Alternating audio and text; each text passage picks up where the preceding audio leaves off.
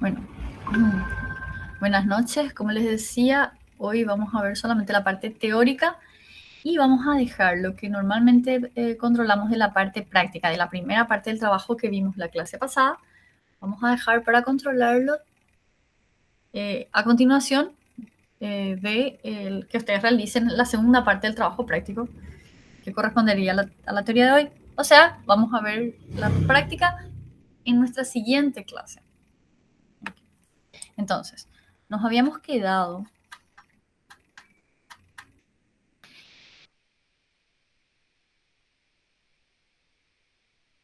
¿Ven mi pantalla?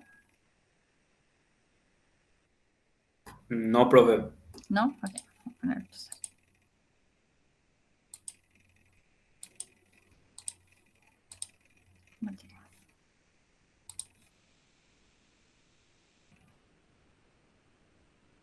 Avísenme por favor cuando vean.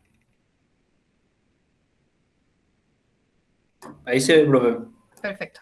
Bueno, habíamos visto la parte de detectar, seleccionar problema, formar el equipo, describir el problema, ¿sí? Y esa era la primera parte del ejercicio que les comento que normalmente veíamos hoy, pero lo veremos a continuación con establecer indicadores y medir el proceso. Ustedes ya tienen una pequeña base de lo que es indicadores. Entonces, establecer indicadores es necesario como para medir y verificar que realmente tuvimos una mejora en el problema que elegimos, ¿sí? Entonces, establecer mejores indicadores van a priorizar y enfocarse en base a los objetivos principales, ¿sí? ¿Qué es lo que realmente queremos mejorar? Si es la rotación de personal, si es... Y en base al objetivo principal, ¿sí? Porque podría darse el caso que eh, eh, tendrían que decidir cuáles son los puntos a los que van a enfocarse para mejorar, ¿sí? En contravención de otros. Establecer periodos de tiempo, métodos a utilizar, periodos de tiempo es, bueno, vamos a medir desde el momento que ingresa el cliente al local hasta el momento en el cual se le atiende o hasta en el momento en el cual sale del local, ¿sí? Entonces establecemos el periodo de tiempo. ¿Qué métodos van a ser utilizados para la medición? Si va a haber alguien que va a cronometrar esa entrada o esa atención.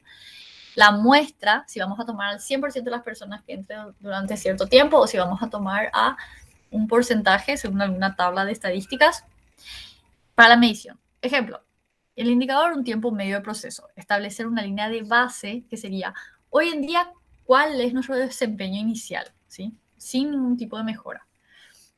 Tenemos un promedio de 6 meses, ¿sí? Por ejemplo, un promedio 6 meses y que sería la línea base septiembre de 2010, en este caso, el ejemplo. Medición, ya habíamos hablado de esto, lo que no se mide no se puede gerenciar. Se deben elegir los indicadores que permitan conocer cuantitativamente los problemas que existen en un proceso. Pueden ser uno o varios indicadores que muestren diferentes enfoques del problema. Y esta lista de indicadores pueden ser de defectos, incluyendo los reclamos de clientes, de disponibilidad, tiempo de ciclo, eficiencia, eficacia, costo y de volumen, ¿sí? Paso rápido porque ya habíamos visto indicadores. Muy bien. Entonces, establecer metas.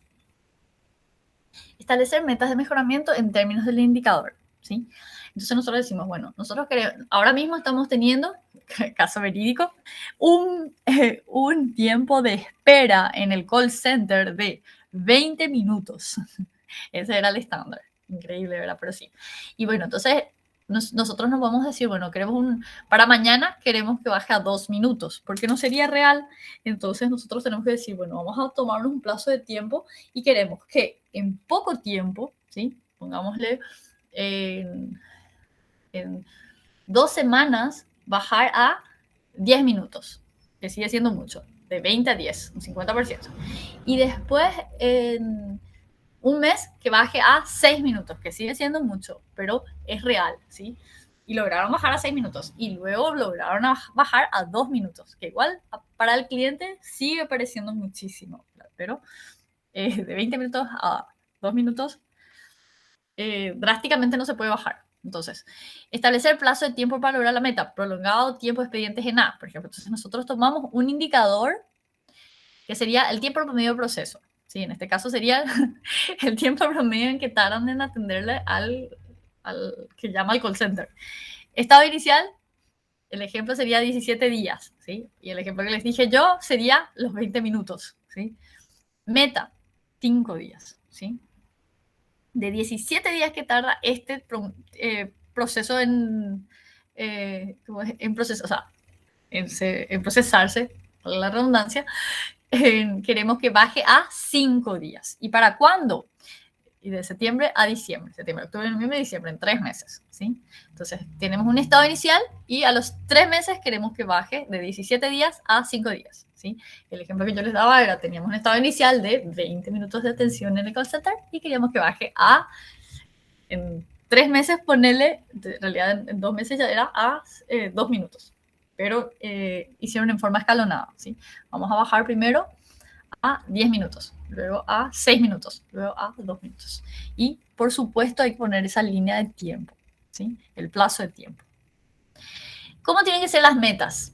Tiene que ser SMART, es la simbología. Dice, específica, o sea, no es, tenemos que mejorar la satisfacción de los clientes, punto. No, tiene que ser, en nuestra encuesta de satisfacción, el nivel de satisfacción general de 67% de nuestros clientes tiene que subir a 80%, por lo menos, ¿sí? Entonces tenemos ahí metas específicas. Queremos subir a 80% la satisfacción general o la calificación de los clientes. Medible. No puede ser sencillamente reducir el tiempo del proceso, sino que tiene que ser bajar a 6 minutos el tiempo de espera del call center, ¿sí? Entonces, medible. Alcanzable o agresiva, pero no reducir el tiempo de espera de 17 a un día, que estábamos diciendo también con el ejemplo, o de 17 a 16 días, que es muy livianito. O sea, tiene que ser alcanzable y tampoco puede ser muy liviana, ¿sí? Que no sea significativa. ¿Me siguen, chicos? Sí, profe. Ok. Tiene que ser relevante a los objetivos. Reducir el tiempo promedio de proceso de 6 a 4 días. No es suficiente. Temporalmente definida. No decir para cuándo, que es lo que decíamos, que teníamos que tener un plazo fijado para la meta. Bueno, entonces ahí vendría una parte 2 que ustedes harían ya sincrónicamente de definición del indicador. ¿Sí? Harían la parte 1 y la parte 2. ¿Qué tal van? ¿Alguien llegó a hacer la primera parte del ejercicio? Por curiosidad nomás, no voy a pedir que me muestre ahora.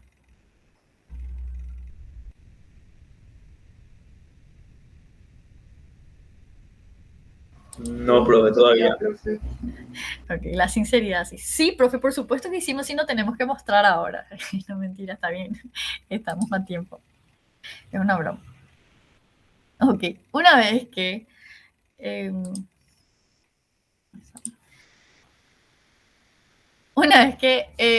tenemos definida la meta a la que queremos llegar, en el plazo en el que queremos llegar, ¿sí?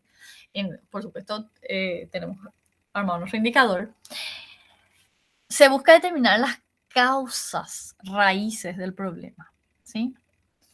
Entonces, ¿alguien escuchó hablar ya del concepto de 5 porqués?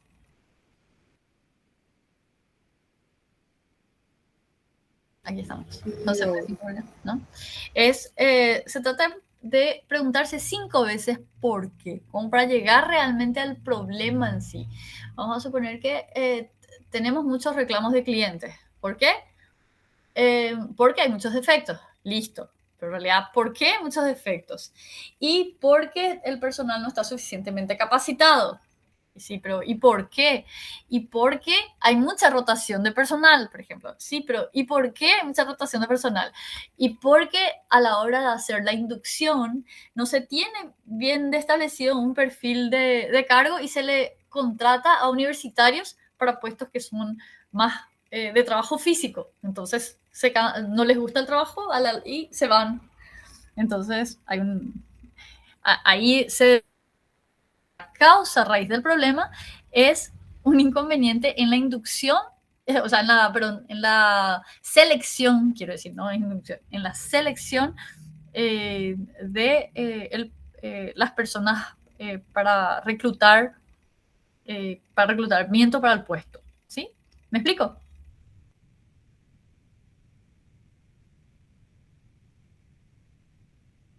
Ah, claro, ustedes no ven mi cara de pregunta. ¿Me explico? Esto. Creo que sí, profe. ¿Quieren que repita? Es Por así. favor. Sí, ok. Si nosotros sencillamente decimos, nuestro problema es que tenemos muchos reclamos de clientes, ¿sí? ¿Y cuál es la causa? Y con el primer por qué nos quedaríamos en que hay muchos reclamos porque hay muchos defectos. Listo. Pero si nosotros usamos el concepto de 5 porqués, decimos por qué hay muchos defectos, ¿sí? Pues ya le preguntamos, ¿por qué hay muchos reclamos? Porque hay defectos. ¿Por qué hay muchos defectos? Y porque falta capacitación. O sea, en realidad falta competencia, o sea, no es suficiente la capacitación, ¿sí? O todavía no llegó al entrenamiento, ¿sí? No llegan al entrenamiento necesario para... porque o sea, el operario todavía no sabe cómo tiene que trabajar. ¿Y por qué? Decimos nuevamente, ¿sí? Y porque sale antes de tiempo o hay mucha rotación, ¿sí? Entonces, o acaban de llegar o salen antes de tiempo, pero hay mucha rotación. Y decís otra vez, ¿por qué hay mucha rotación? Y porque a la hora de reclutar al personal, no se tiene bien definido el perfil de cargo eh, y se recluta a personas que no necesariamente, que no cumplen los perfiles requeridos. Por ejemplo, nosotros necesitamos un operario que haga trabajo brusco y nuestro perfil, y se presentan universitarios. Entonces la persona que contrata, como no tiene bien definido el perfil, contrata lo que cree que es mejor. Sin embargo, al contratar universitarios, ellos al poco tiempo se dan cuenta que no necesitan usar el cerebro en el cargo, se desmotivan y salen. Entonces, ¿qué tenemos? Una alta rotación y por ende, al entrar se les empieza a capacitar otra vez con el proceso y pasa por ese tiempo de aprendizaje, ¿sí? O sea, lo que estoy diciendo es, para llegar a la causa raíz, es interesante usar los 5 porqués. ¿Ok? Es un ejemplo. ¿Está bien?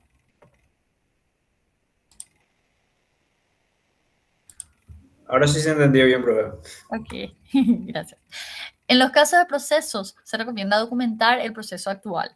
Entonces, decir, bueno, vamos a mejorar, genial, pero ¿cómo estamos hoy en día? Y para eso se utiliza las primeras mediciones del indicador, o sea, tenemos el indicador, generamos nosotros el indicador y medimos para tener el desempeño actual, ¿sí?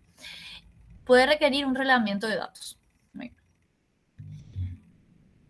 Herramienta, flujograma, ¿sí? Objetivo, para documentar el estado actual, cómo está, detectar oportunidades de mejora del proceso, para analizar un proceso. Nosotros acá en esta materia usamos un flujograma que tiene unas denominaciones, o sea, unas referencias, unos cuadros sencillos, ¿sí? Sencillamente, aquí está, acá está. Actividad es un cuadro, ¿sí?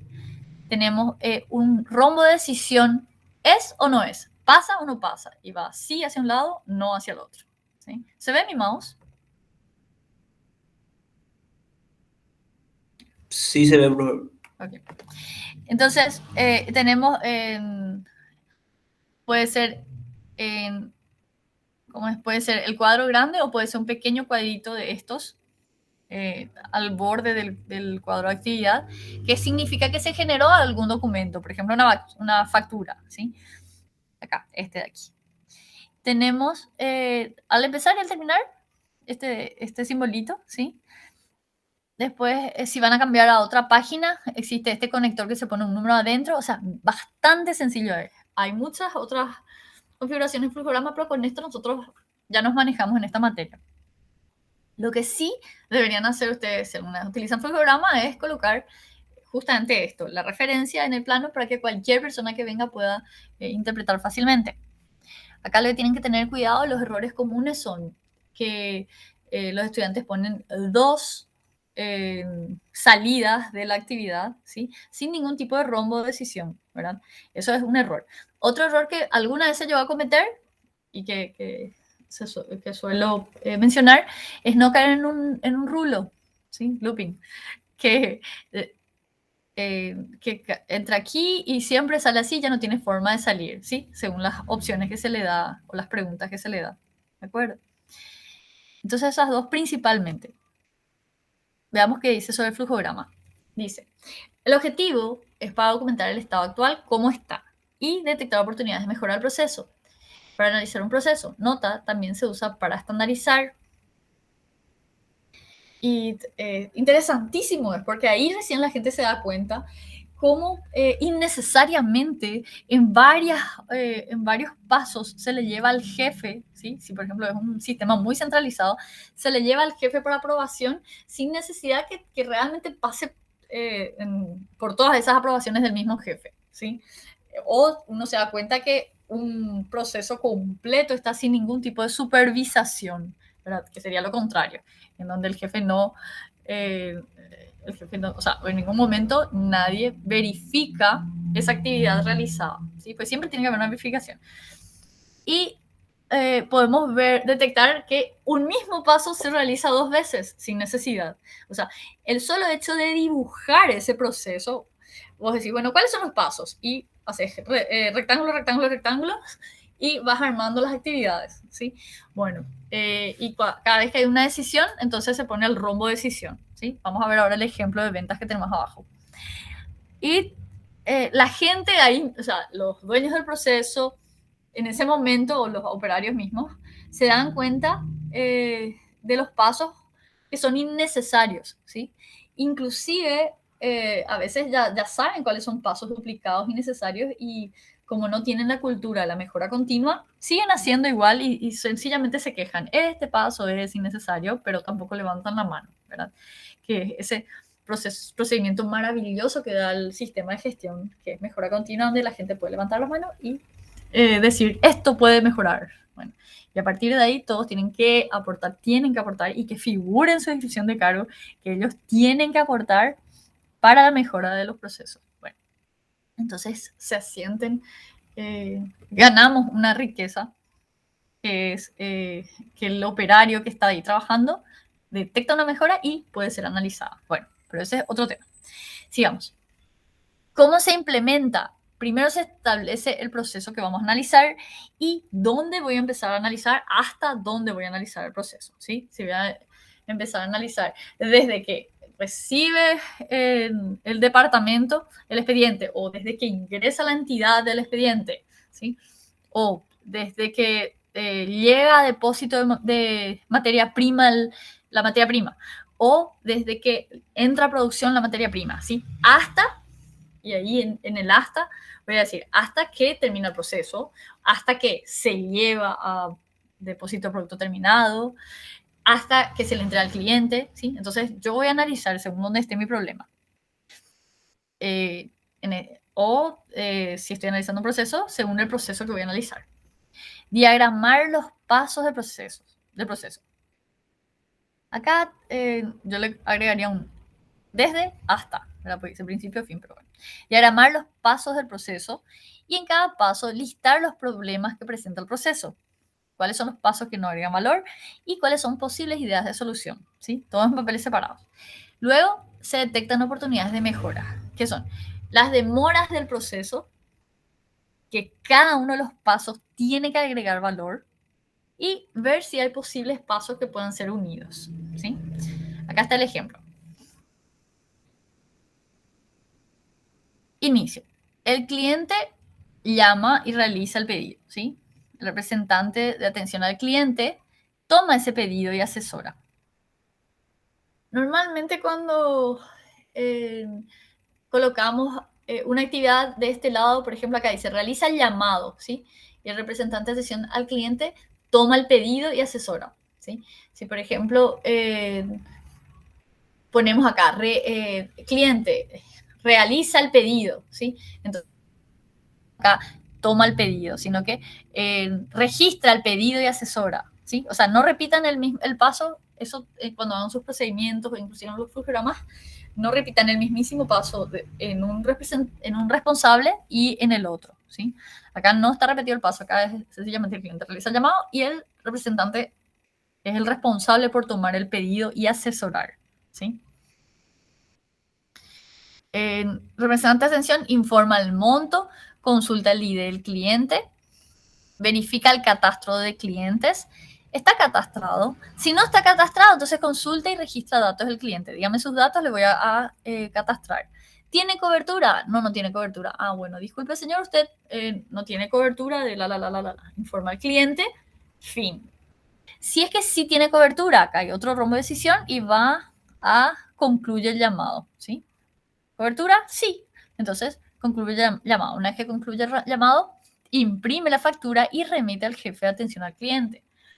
El jefe de atención verifica el pedido. Acá está la verificación, elige el proceso y remite a la cocina. Y luego, fíjense, este recuadro que está con doble rayas significa un proceso tercerizado, ¿sí? O sea, un tercer proceso ya, no tercerizado en sí, sino que es externo, perdón, la palabra correcta es externo, un proceso externo. Entonces, directamente ya no vamos a describir acá un proceso que no corresponde a este, sino que vamos a hacer referencia a otro proceso. ¿De acuerdo? Muy bien, y ahí terminaría nuestro flujograma. ¿Ok? Muy bien. Tormenta de ideas. Esto me hace acordar la política de calidad. Bueno.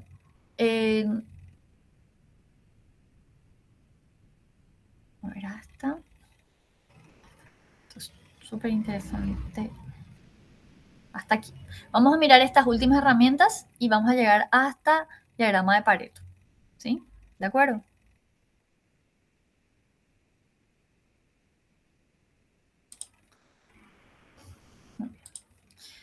Tormenta de ideas. La vez pasada ya habíamos hablado del tema y había googleado a una de sus compañeras y ya me había dado las reglas, ¿sí? Así que esto es un repaso nomás. Grupos de 5 a 15 personas deben estar involucrados, por ejemplo, ejecutores, clientes internos, áreas de apoyo.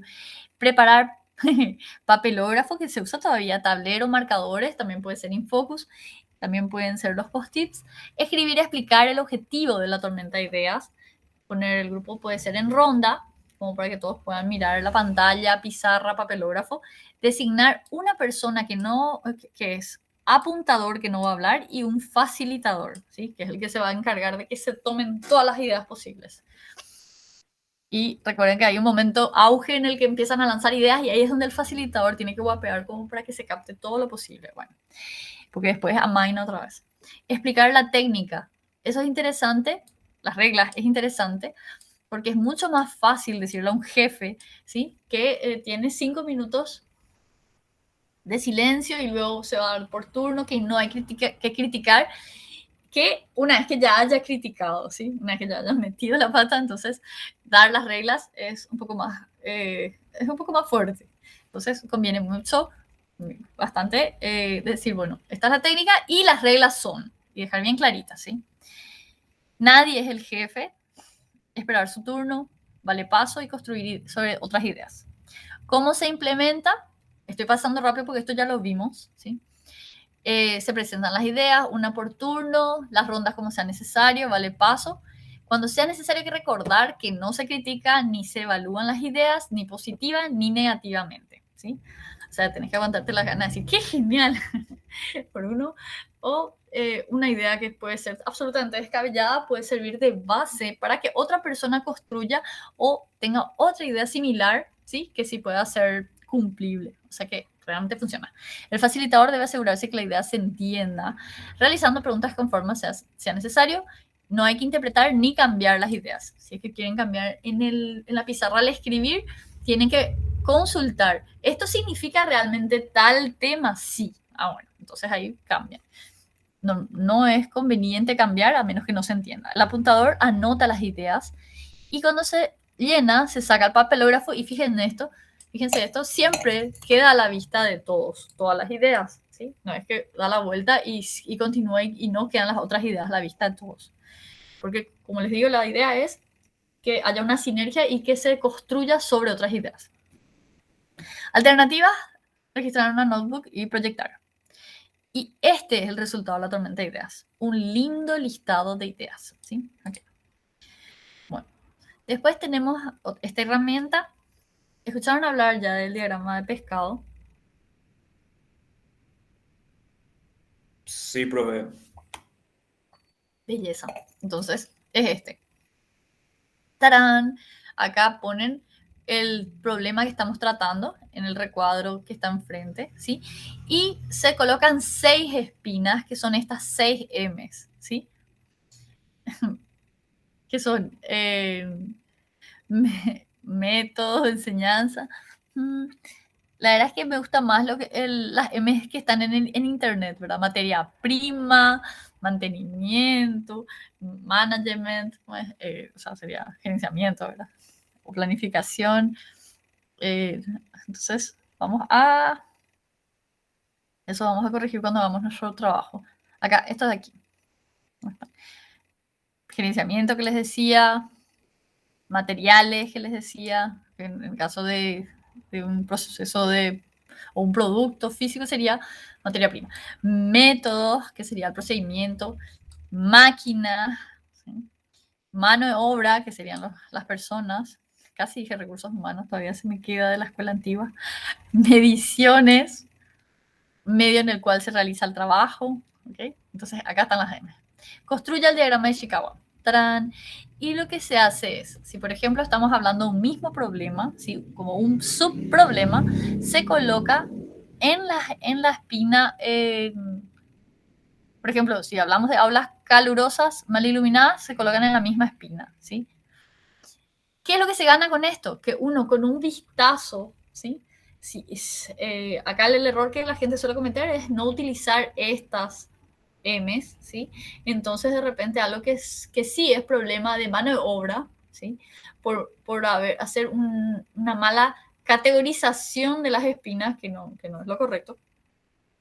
Entonces se esparcen los problemas de mano de obra, ¿sí?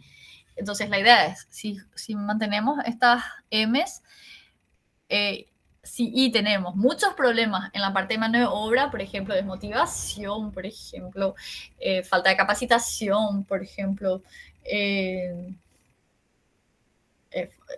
X problemas de mano de obra, ¿sí? Se me ocurren varias, pero son todas negativas. Entonces, claro, pues son problemas. Entonces veremos que hay una sobrecarga hacia una de las espinas, ¿sí? Y lógicamente hacia dónde vamos a apuntar nuestras acciones. En nuestro plan de acción apuntaríamos hacia esa espina, ¿sí? Que tiene esa sobrecarga. Bueno, entonces acá lo que se suele hacer, no para este examen, pero sí para el segundo parcial, probablemente, es se pide que se utilicen 2 herramientas, ¿sí? Entonces, la primera podría ser, por ejemplo, una linda lluvia de ideas, ¿sí? O podría ser un 5 porqués. Bueno, y luego esa lluvia de ideas van a trasladar, de problemas, por ejemplo, van a trasladar a Ishikawa, o de causas, ¿verdad?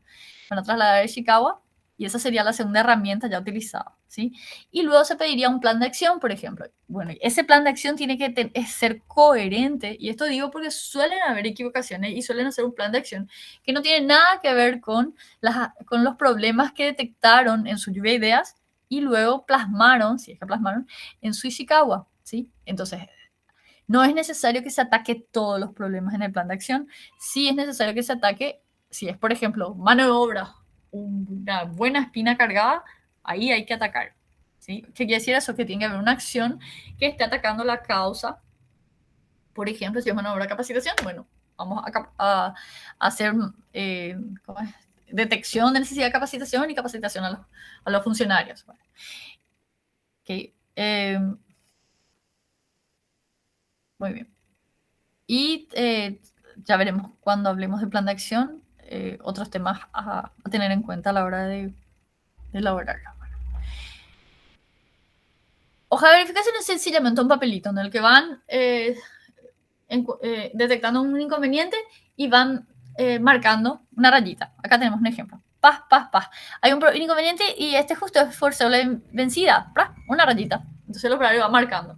Algún tema que llegó a pasar es que cuando fui a buscar una hoja de verificación, era ilegible porque los muchachos trabajaban con cubiertas neumáticas, entonces les era un poco incómodo limpiarse las manos antes de marcar y se solucionó fácilmente. En vez de hoja de papel, se le puso una pizarra en donde marcaban con una tiza. Entonces, ellos mismos sugirieron, ¿verdad? O sea, sin problema. Como para que tengan en cuenta que tienen que facilitar al máximo que los muchachos puedan marcar y no que sea engorroso para ellos. Es solo eso, ¿sí? Entonces, una tiza, algo que sea fácil marcar. ¡Tas! Se marcó, ya está. Entonces, se verifica. Ok.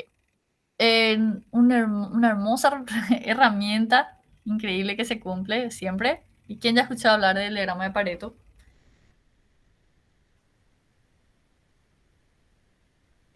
Yo, profe, o sea, en una materia ya teníamos, o sea, dio un pantallazo lo que era. Genial, genial. Y bueno, él se cumple en casi toda la realidad, que es el 20-80. Nosotros con hacer un 20% de lo que sea, ya estamos abarcando el 80% de la solución. Increíbles. Pero bueno, acá por ejemplo dice, diagrama de Pareto, objetivo, presentación de datos en función a su importancia. Permite priorizar las acciones de mejora. Ustedes saben que el buen administrador no es el que hace todo, sino aquel que sabe priorizar y hacer aquello que va a tener el mayor impacto. ¿Sí? Bueno, acá ese está muy de la mano con, muy agradecido con el diagrama de Pareto. Presentación, ese tipo de administrador. Presentación de datos en función a su importancia y permite priorizar acciones de mejora, dijimos. ¿Qué dice al principio de Pareto? Que en casi todos los problemas se cumple la regla de que unas pocas causas son responsables de la mayoría de los efectos en una relación muy aproximada al 20-80. ¿Cómo se implementa? Primero se identifica el problema. Vamos a mirar acá, tenemos rechazo de solicitud de préstamos, ¿sí? Vamos a cuantificar valores a través de una hoja de recolección de datos, ¿sí? Que es, tenemos, por ejemplo, tenemos 62 solicitudes incompletas, 60 por faltas de documentos que avalan el ingreso, 45 es por cédula de identidad vencida, de XX, ¿sí? Y siguen así. Luego, se lista las categorías en orden decreciente del número de frecuencia absoluta, dejando categorías otros en la última posición, ¿sí? Entonces, esto de acá se ordena, ¿sí? Y queda de mayor 62, este ya está ordenado, a menor 5, ¿sí? O sea, a 15. Por ahí los otros puede subir un poquito más si son 1, 1, 1, 1, por ejemplo. Okay, pero bueno. Calcular la frecuencia relativa y la acumulada para cada categoría. Bueno, si acá tenemos el 100%, ¿sí? Sumando todo esto, ¿no? De 100% 233, ustedes ya dieron esto, así que les va a ser fácil, ¿verdad? Entonces, de 233, 62 representan 26,6%, 60 representan 25,8%. De 233, 45 representan 19,3%. Y así se saca fácilmente qué porcentaje representa, ¿sí? Y esta sería la frecuencia, ¿sí?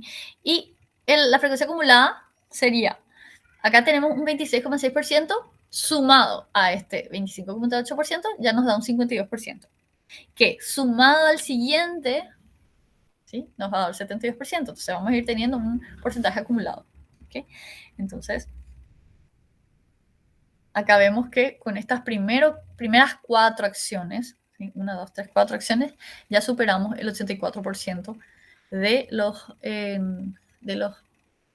rechazos de solicitudes de préstamos, ¿sí? Entonces, todos los que fueron otros, más los documentos elegibles, más estos de acá abajo, este de acá abajo, ¿sí? Ya representarían un 20% o menos. Okay. Acá hay un ejemplo de diagrama de Pareto. Se dibuja la frecuencia, la cantidad y el acumulado. Okay. Muy bien. Entonces ustedes van a realizar ese análisis, pero lo haremos más adelante. Okay. Muy bien, dije que íbamos a llegar hasta acá hoy. Son todas herramientas. Generalmente se piden 2 herramientas, no para este parcial, sino para el siguiente sería 2 herramientas más el plan de acción. Y todo eso vamos a hacer igual en los trabajos prácticos. Así que van a tener masticado ya para cuando les toque. Bueno, genial. Hasta acá llegamos entonces, chicos, con esta clase. ¿Sí? Una vez que rindan su primer parcial, entonces pónganse a trabajar con la primera, segunda. segunda parte es indicadores nomás. Y la tercera parte, ¿sí? Primera, segunda y tercera parte, y eso voy a dejar anotado en el Classroom. Pero, por supuesto, después del primer parcial. ¿Ok? Dale, profe. Dale, Bueno. profe. Dale, profe, gracias. Bueno, que tengan buenas noches. Igualmente. Gracias, profe. Gracias, profe, igualmente.